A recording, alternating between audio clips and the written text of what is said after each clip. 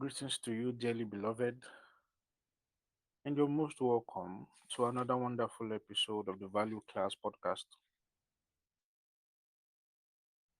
In this episode, we'll be talking about what I have titled excellence, a common topic, a common word, and a word used in many phrases and clauses. Many things have been said about it, and many things will yet be said about it. But the beautiful part is, it comes new every single time it is talked about, which establishes the fact that it is an innate human desire and the virtue that anyone who desires to excel would cultivate. A virtue that anyone who desires to lead, who desires to progress, who desires to create would have and would need to develop. It's a virtue that cannot be negotiated. Fortunately for us, it cannot be negotiated. We cannot take it away from everything around us. Because, see, because the Lord who created the heaven and the earth looked at it and said it was good. Yeah, he communicated excellence after the creation. So, from the very foundation of it all, excellence has always been the theme. If I would like to put a definition to it, I would simply call it the drive and the ability to do ordinary things extraordinarily well. I'll say it again. I said it is the drive and the ability to do ordinary things extraordinarily well. The things to be done are the things that must be done, but they must be done in an extraordinary way, such that when the result is to be presented, it is going to be a marvel unto everyone who beholds it. Not because extra effort was put into it, was put into the presentation, but because extra and attentive effort was put into the building process.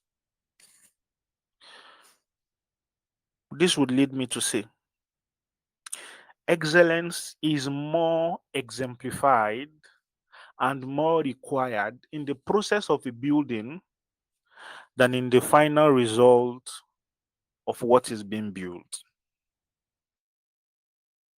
Now, as humans, we tend to have this innate desire to do the minimum required to get result.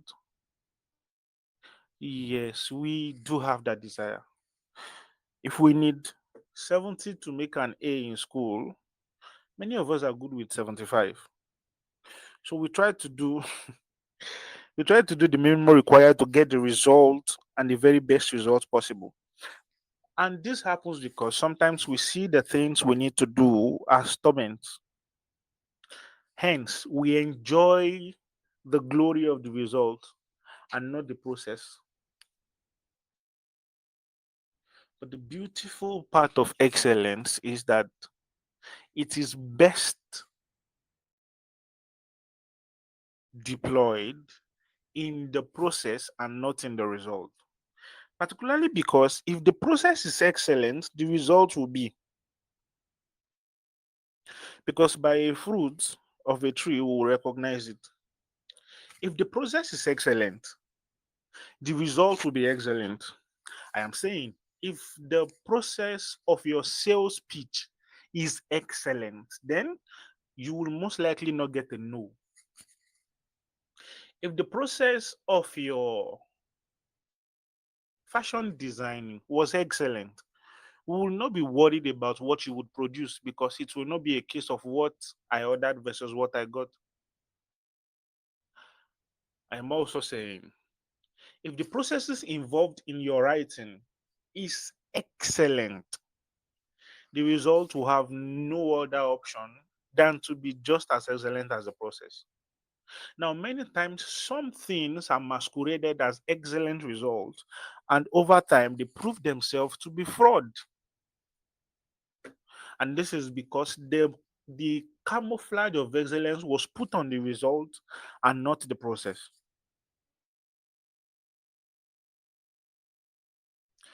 Excellence goes for the process, then the result will be extraordinary. I am saying, if you give in your best in the process of building a thing, the result will come out very good. That is simply all I have been trying to establish. Business, academics, a career, a knowledge set, a skill set, if you put in the work, the extraordinary work, if you put in the extra work, I'll say it again, and the extraordinary work into the process, the result has to be beautiful.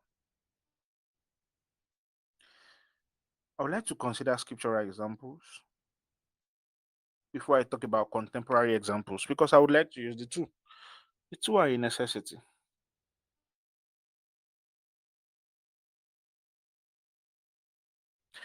Daniel.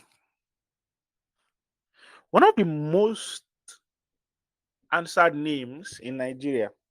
Yeah, I'm in Nigeria. Daniel, Emmanuel,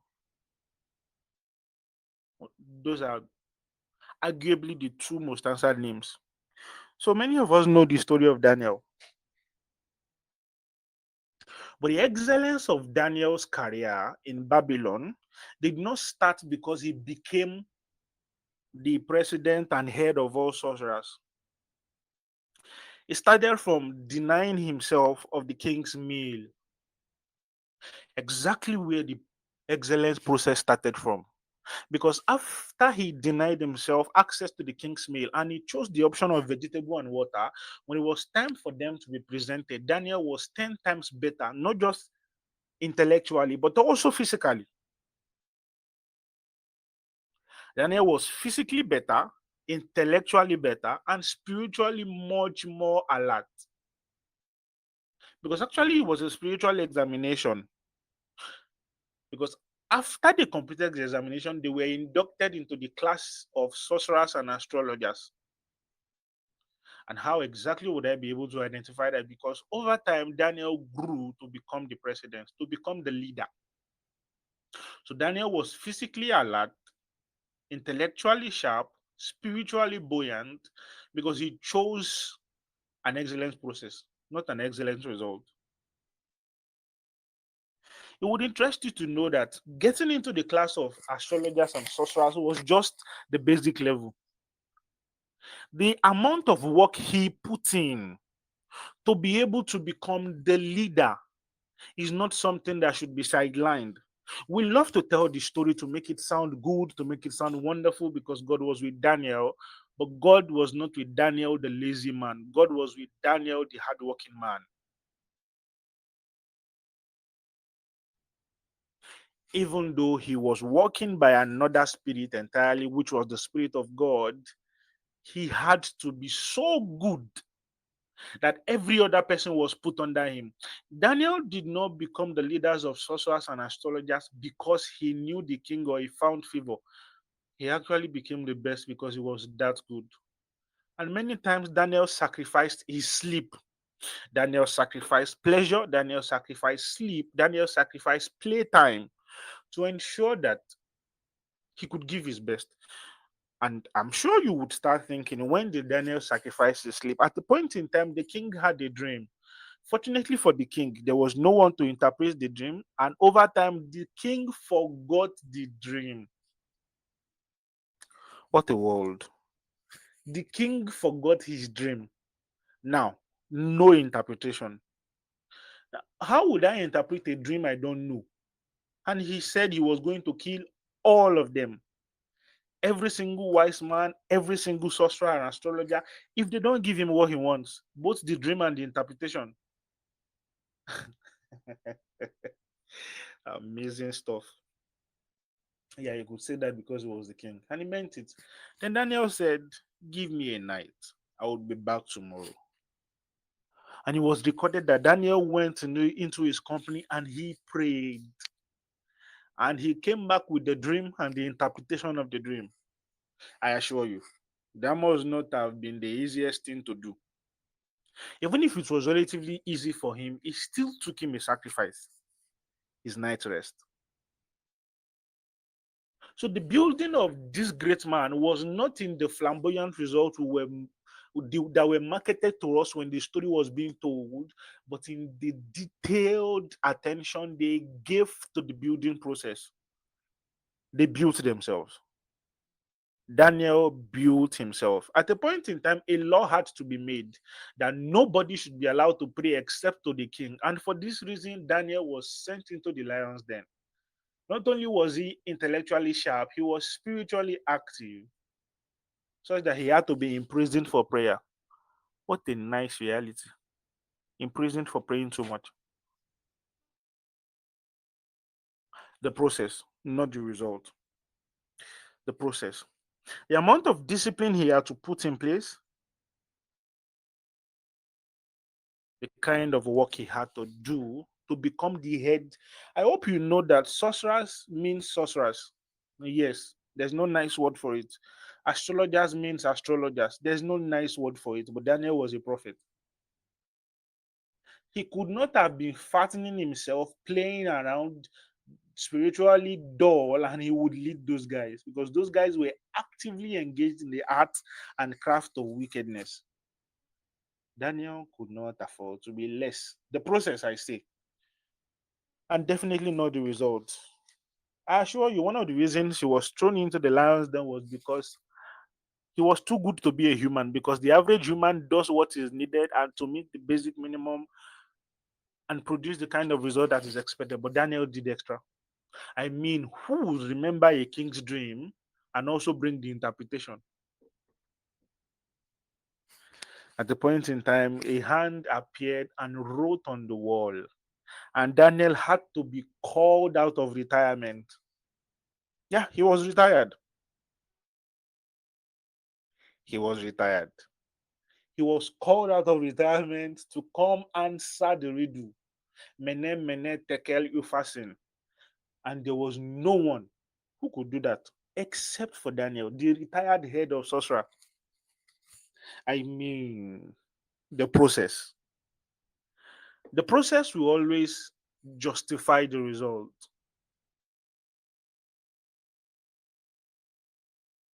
Put in the work while building. The second example I will give is Joseph. Quite another common and popular example. Sometimes ago, a pastor was preaching in my church and he said, the Lord suddenly blessed Joseph and suddenly remembered him. Much later, I felt offended. But as of that day, I was not offended because Joseph was not suddenly remembered. Joseph was never forgotten, and the blessing of Joseph was not suddenly. Joseph was trained for that blessing.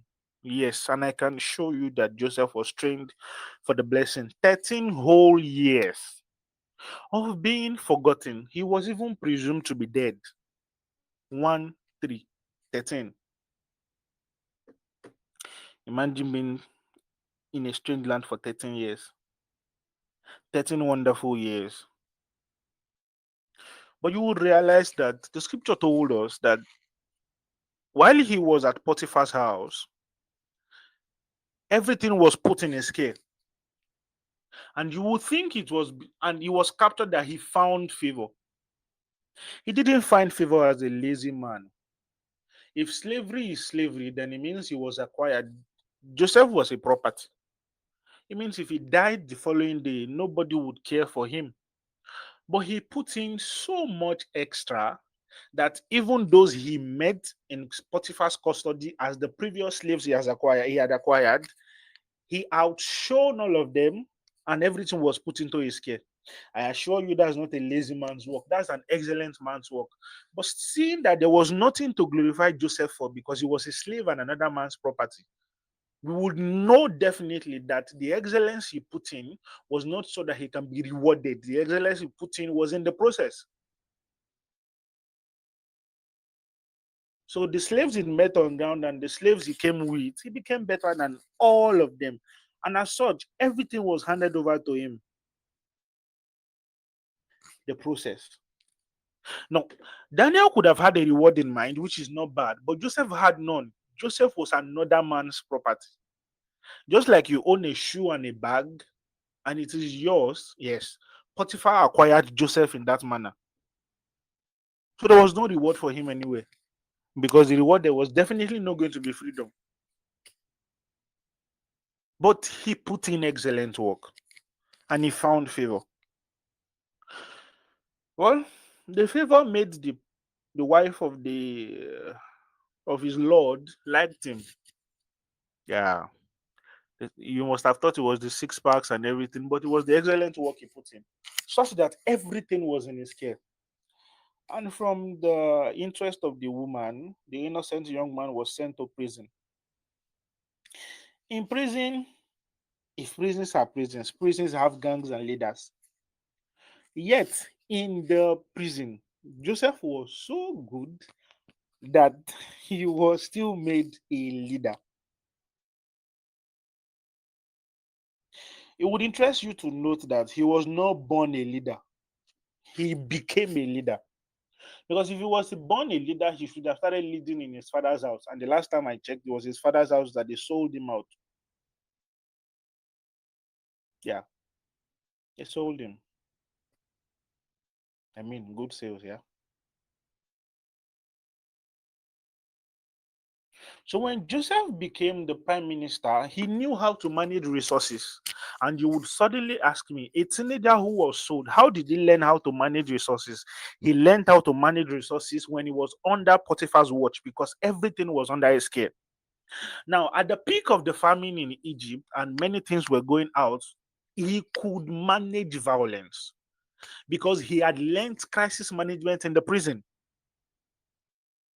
He learned resource management in Potiphar's house.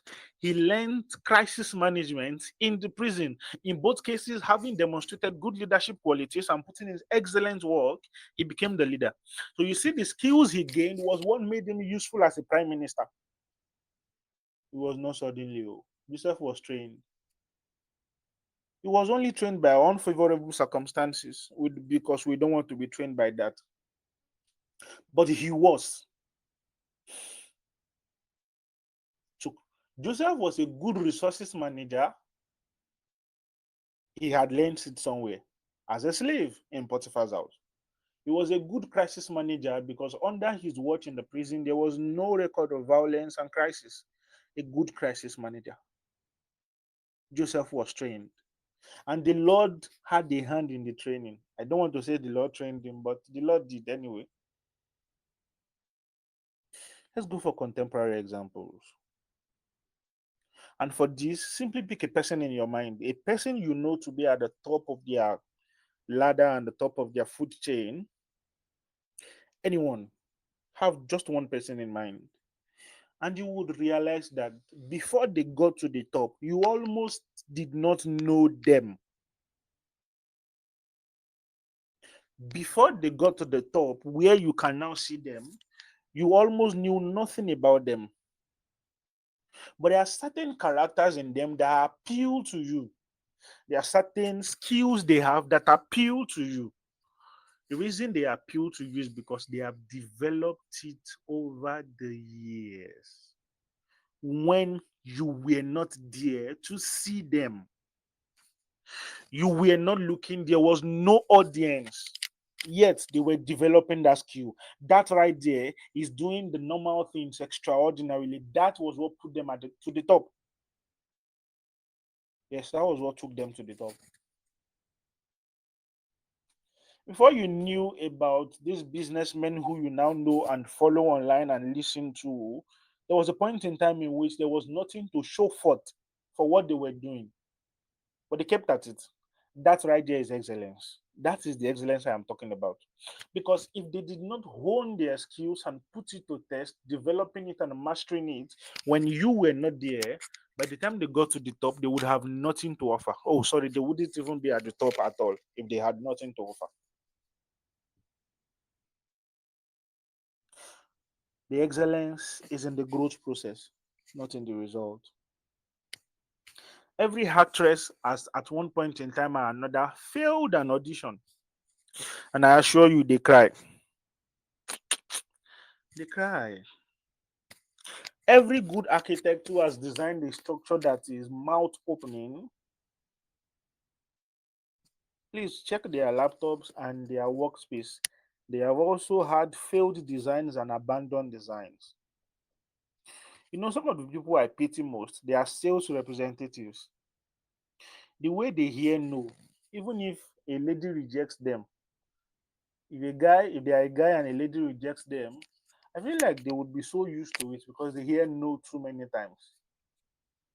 But every salesman who gets to the top has had more no's than yes until a point in time where he has mastered his skill and he never gets a no anymore. That is excellence.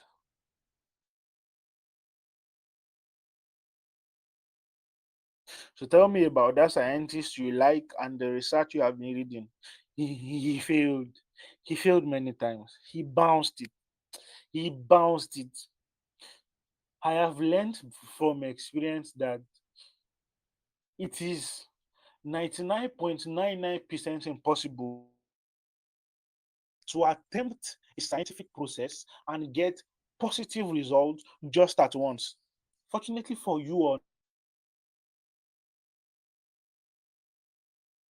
not, something will mess you up. Yeah, you will need a second time, if not a third. The scientist has failed many experiments, yet he has won a Nobel Laurel. Should we talk about the banker? Many unnecessary meetings because they failed. Many arguments, many things that didn't lead, many targets they tried to pursue but they did not get.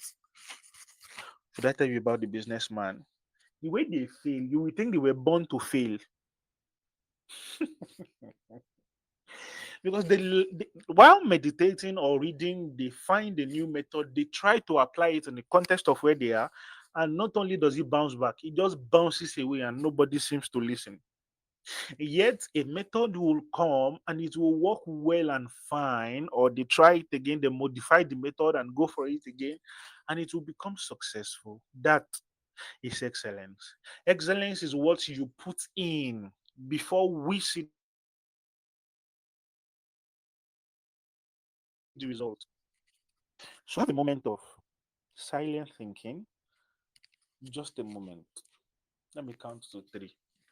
One, two, three. What do you need to do to become so good now that we don't know you? That is a requirement for you to become an excellent person. Even the scripture says, when you see a man diligent in his business, he will stand before kings and not before mean men. It means what separates the large population from the excellent man is his diligence. The diligence that he puts into the work, not in the presentation of the results, not necessarily into the results. It is what you give to the process that defines the result, except you're a fraud.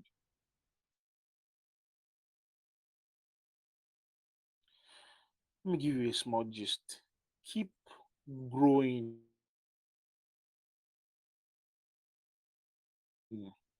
Keep, and I won't even encourage you because if you want to be successful in life, you don't need so much encouragement. You should learn to take decisions when there's nobody to encourage you.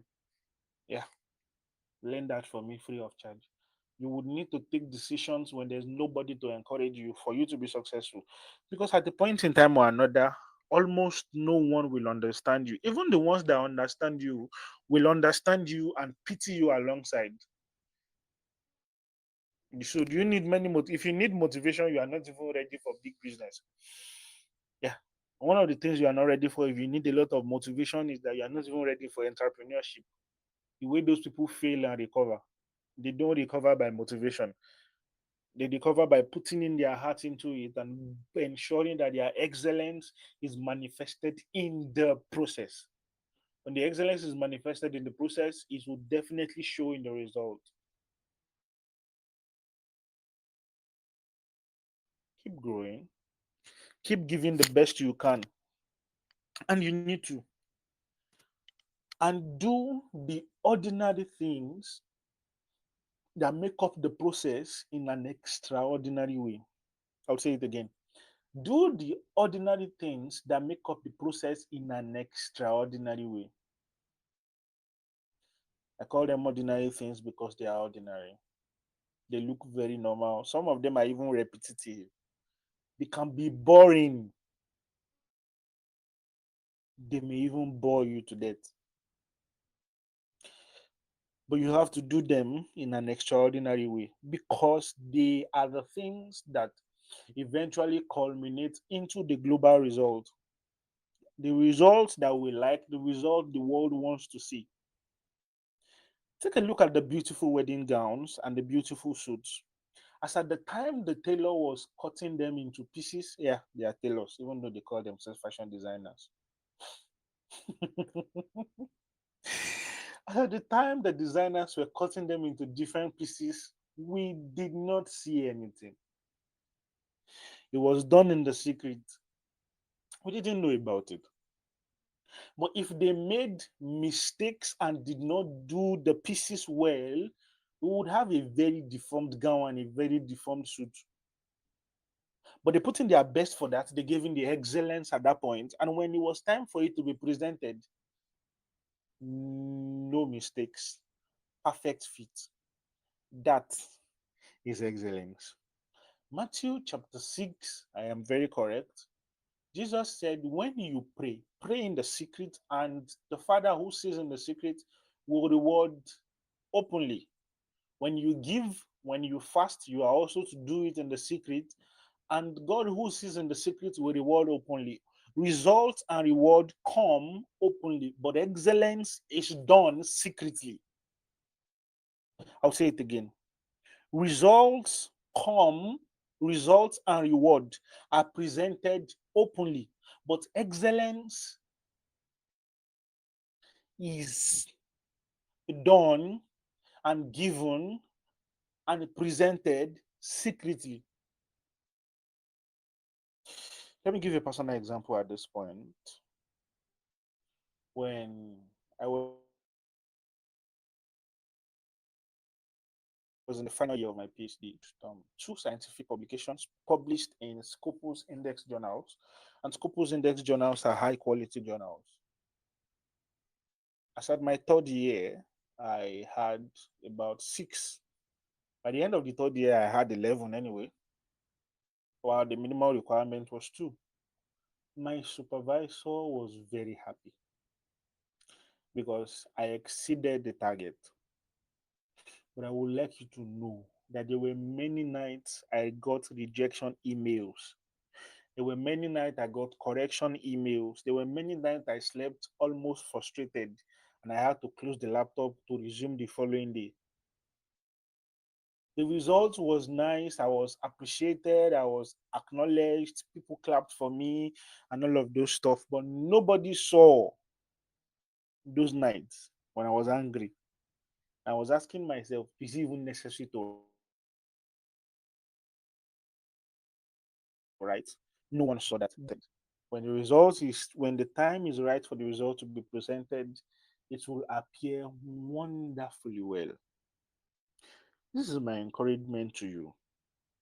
Give your best when we cannot see. I will say it again. Give your very best when we cannot see it. Because when it is time for us to see it, your best would look like the easiest thing to produce. And you will become an envy for the nation. The envy for the nation does not come because you do good. It comes because you have mastered how to do good and how to do excellent things effortlessly. Yes, it is not just mastery, it is excellent mastery. You have become so good at it that you do the extraordinary things and you produce the extraordinary results easily. That is when we want to celebrate you.